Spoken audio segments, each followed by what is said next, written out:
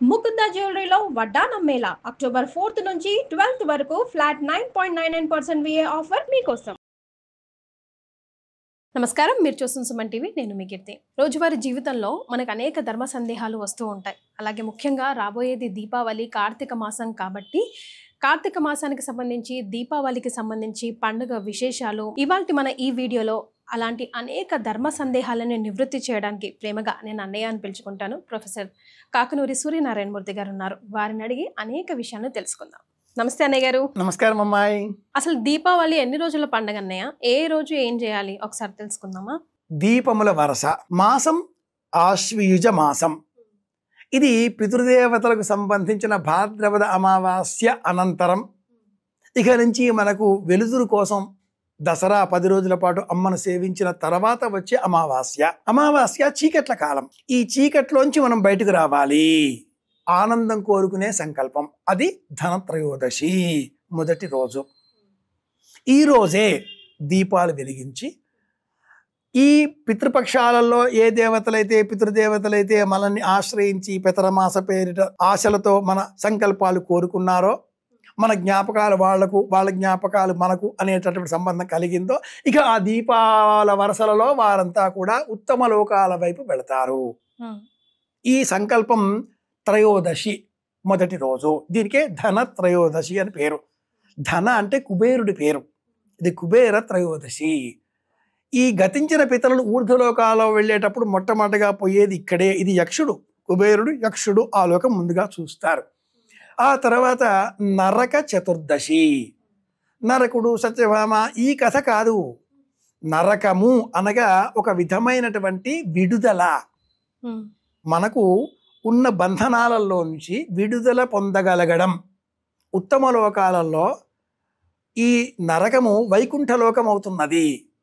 ఇక్కడ యమధర్మరాజు పాపాలను శిక్షించే పెద్ద పెద్ద కడాయిలు, నూనెలు, మట్టాలాగుల వాళ్ళు వీళ్ళు కారు ఉండేది. నరకము దేవలోకములో ఒక భాగము. మనం పొందే శిక్షలు మన మనసుకు సంబంధించినవి. ఇవి 28 రకాల నరకాలు ఉన్నాయి. ఒక్కొక్కటి 5 చొప్పున 140 నరకాలు మనకు మన మనస్సు పొందే స్థితిలో అవుతాయి. అంతేగాని మట్టలాగుల వాళ్ళు లేదా రంపాలు, నూనె బాండ్లీలు ఇదేమైనా వాళ్లకు వాళ్ళేం పాపం చేశారని ఆ నరకంలో పదస్థమానం దేవుతూ ఉండాలి. అలా ఉండరు. మన మనసే బాధ. ఈ నరక చతుర్దశి రోజున శరీరం అంతా కూడా మనం నువ్వుల నూనె అలదుకొని స్నానం చేయాలి. 2వ రోజు రంధ్రాలు తెరుచుకుంటాయి, ఆరోగ్యం కలుగుతుంది. దక్షిణం దిగ్భాగంలో మేడపైన ఒక దీపం వెలిగించాలి. దీనికి యమద్వీపము, నరక ద్వీపము అని పేరు. వెళ్ళే పితృదేవతలకు ఈ దీపం మార్గం చూపిస్తుంది.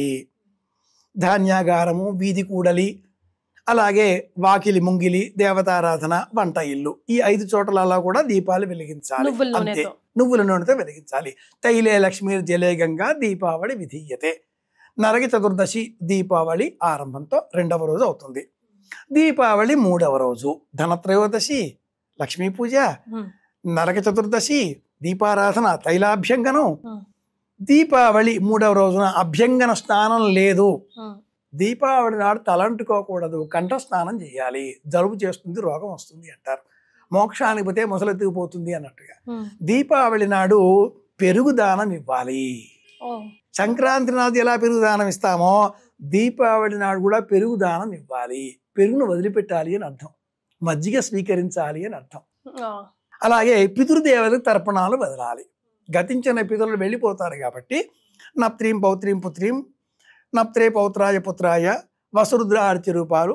తండ్రి గతించిన వారికి మాత్రమే అర్హత. తండ్రి, తాత, ముత్తాత వీరికి తలుచుకొని నీళ్లు విడిచిపెడితే వాళ్ళే మన ఇంట్లో పుడతారు.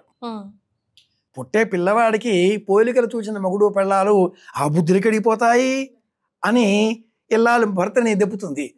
రూపం ఎక్కడికి పోతుంది? అచ్చం మీ తాత మొహం నుంచి ఊడిపడ్డాడు అని ఈయన అంటాడు.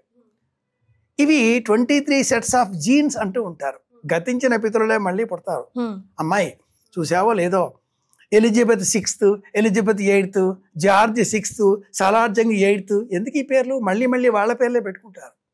అంతేగాని కీకా, చింతపండు, అల్లం ఇలా పేర్లు పెట్టుకోరు. ఇంట్లో పెద్దల పేర్లే పిల్లలకి పెట్టాలి. సత్సంతానం కలుగుతుంది. దీపావళి నాడు పితృదేవత తర్పణం బలి పెడితే 3. 4 బలిపాడ్యమి. ఇది ఒక కథ. బలిచక్రవర్తి విష్ణుమూర్తి యొక్క భక్తుడు. తమ రాజు కారకంగా రాక్షసులంతా కూడా ప్రపంచాన్ని భయపెట్టడంతో తన భక్తుడిని అంతం చేయలేక విష్ణువు ఆ బలిని పాతాళానికి పంపించాడు. ఒక కథ. ఆయనే వాకిల్లో ఉన్నాడు, మళ్ళీ తెచ్చుకున్నాడు. బలిపాడ్యమి ఈ రోజున ఆయన బయటికి వచ్చి ప్రపంచాన్నంతా తన రాజ్యమంతా చూసుకుంటాడు. కానీ చేయవలసింది ఇంకోటి ఉంది, అందరూ మర్చిపోతున్నారు, నిజంగా చెయ్యాలి. ఈ రోజు కృష్ణ పరమాత్ముడు గోవర్ధన పర్వతాన్ని చిటికెన వేలిపని ఇలా ఎత్తి పట్టిన రోజు. విష్ణువును మనమంతా కూడా స్వామి నీవే అంటూ నమస్కరించవలసిన రోజు. ఆవు పేడతో వాకిలిలో గోవర్ధన పర్వతం చేసి, ఆవు పేడతో బలరామకృష్ణుల బొమ్మలు చేసి తులసికోట వద్ద ఉంచి, వెన్న పాలు పిల్లన గ్రోవి అక్కడ రక్షగా ఉంచి కాసిన్ని పేలాలు చల్లి పూజించాలి. ఈ సంప్రదాయం ఇప్పటికీ హర్యానా, ఛత్తీస్గఢ్, మహారాష్ట్ర ఈ ప్రాంతాలలో ఉంది. అందుకే పేర్లు కూడా కడతారు గురుగారు. అది హోలీ పండుగ నాడు. కానీ ఈరోజు చేయవలసింది బలరామకృష్ణులు చాణూర ముష్టికులను యుద్ధంలో అంతం చేయడం, గోవర్ధన పర్వతం, ఇలాగా కృష్ణ పర్వత కథలన్నీ చదువుకోవాలి. ఇది 4వ రోజు. చివరిది 5వది యమద్వితీయ. ఋగ్వేదంలో ఒక కథ ఉంది, యమ యమి సంవాదం. దానికి భౌతికంగా ఒక కథ అల్లారు వీళ్ళంతా కూడా. యముడు యమధర్మరాజు సోదరి సోదరులు రాబోయే కాలంలో ఆ యమి ఏదో వ్రతం చేసుకోవడానికి 4 గురువులు తొక్కుబడ్డాయి ఎవరింట్లోనైనా. ఇదంతా కూడా మన సంక్రాంతి దాకా చెప్పుకుంటూ ఉంటాం ఈ కథలు ఇలాంటివి. సోదరుడిని ఇంటికి పిలిపించి అతడికి భోజనం పెట్టాలి. యమద్వితీయ. దీనినే భగినీ హస్త భోజనం అంటారు. 5వ రోజు.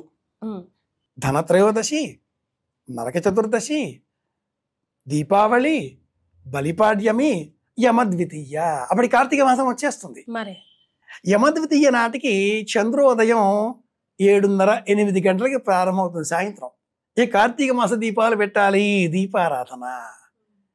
కార్తీక మాసంలో మనం చేసే దీపారాధన, కార్తీక అనకూడదు, కార్తీక మాసంలో మనం వెలిగించే ఈ దీపారాధన ప్రారంభం ఆశ్వీజ మాసం ధనత్రయోదశి నాడే. 5 రోజుల దీపావళి పండుగ దేనికి ఆరంభం అంటే దీపాలను వెలిగించడం కోసం ఆరంభం. కనుకే మన వాళ్ళు చెడుపైన మంచి గెలిచిన ఈ ప్రతీకాత్మకమైన పండుగ, 5 రోజుల పండుగ దీపావళి పండుగ అన్నారు. చాలా సంతోషం అన్నయ్య గారు, ధన్యవాదాలు. కృష్ణార్పణం.